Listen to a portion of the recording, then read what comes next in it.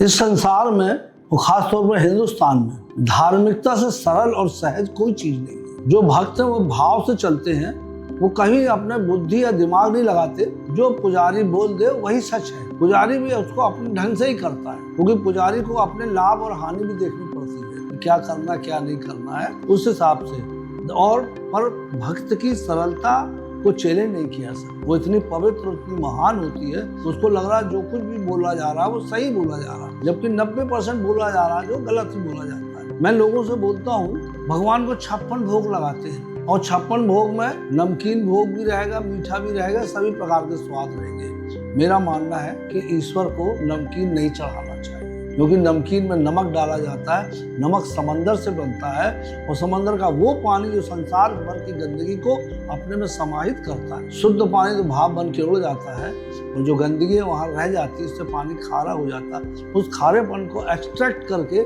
नमक बनाते हैं। तो परमात्मा को वो चीज क्यों खिलाई जाए जिसे हम जानते कि खराब है। मैं उसके विरोध में हूँ, पर किसी को रोका नहीं जा सकता। जो कर रहा हो करेगा ही। मैं आपको एक छोटी सी कहानी बताता हूँ। एक पुलिसमैन था, उसको बोनस मिलने वाला था। उसने अपने बच्चों से कहा कि मेरे को फला तारीख को बोनस मिलेगा, मैं तुम सबके लिए नए नए कपड़े लाऊंगा, होटल में खाना खिलाऊंगा और घुमाने ले जाऊंगा। बच्चे इंतजार कर रहे थे उस दिन का। वो दिन उसको बोनस मिला। वो अपना पैसा लेके जब बाहर निकला तो एक महिला खड़ी थी और उसके साथ एक छोटा सा बच्चा था, जिसके सर पे बाल नहीं थे।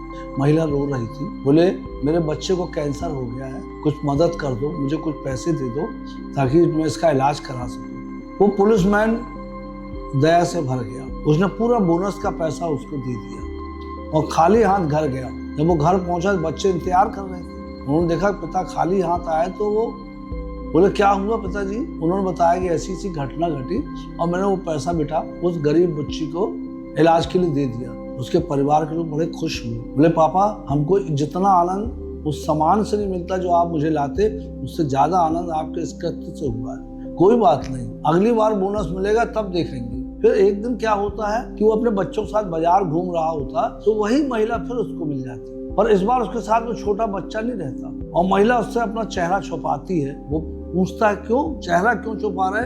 तो उसका एक मित्र बताता है, ये तो बहुत बेईमान लेडी है, ये लोगों से पैसा ऐंठती है और झूठा अपने बच्ची को ले आती है, बोलते कैंसर है, कभी कुछ है, और पैसा ले जाती है। इस पुलिसमैन को बड़ी तकलीफ होती है, उसे बहुत शर्म आती है अपने बच्चों से नजर मिलाने के लिए। वो यहाँ वहाँ देखने लगता है और बच्चे इतने प्यारे। वो आते, पापा आप क्यों शर्म खा रहे हैं? शर्म तो इस महिला को आना चाहिए जिसने गलत किया।